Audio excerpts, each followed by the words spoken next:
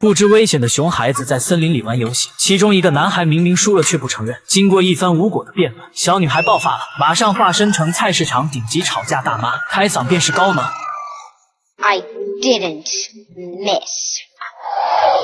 不想搭上小命的男孩起身就跑。其实克洛伊与哥哥布兰登是超级英雄的后代。千里外，谢尔顿发现女儿违反了规定，赶来做他们的思想工作。谢尔顿的座右铭就是奉献、慈悲和宽恕，所以自从孩子记事起，就被灌输了能力越大责任越大的价值观，维护宇宙和平绝不能杀生。可这一律条会不会引发年轻一代的质疑？未来他们是否会去遵守呢？因缺少父爱，克洛伊长大后非常叛逆，认为父亲定下的律条只不过是为了满足自己的虚荣心罢了。他并没有接替父辈的理念和责任，改去做了博人眼球的封面女郎，甚至陷入非法药物成瘾的生活，进一步加剧了他与父母之间的矛盾和冲突。其实他不明白，如果不是因为英雄后代的身份，他怎么可能过上现在的奢侈生活？就连他心仪的新男友接近他的原因，都是想通过他的关系走后门加入正义联盟会。尴尬的是，他们仅仅刚认识了1个晚上。Here's the thing.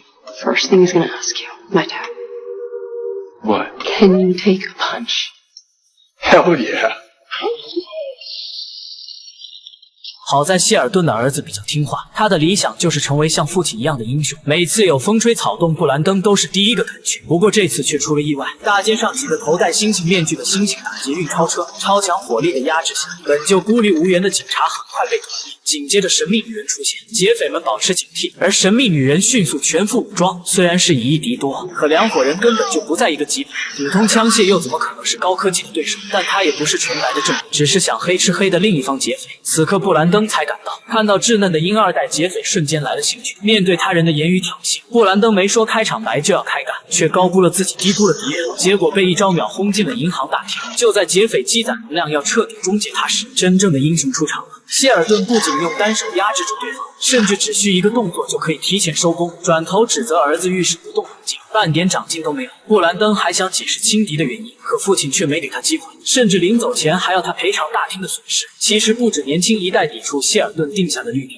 沃尔特的观点更倾向于自我掌控。如果放开手脚，可能连第2次世界大战都不会发生。但谢尔顿依旧保持之前的信念。 Where does that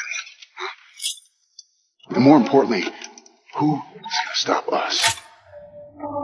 It'll be the end of free will. Some would say free will is what's bringing the world to its knees. 还没等兄弟2个讨论出结果，费茨便送来了不好的消息，被他们亲手送进去的异能者黑星越狱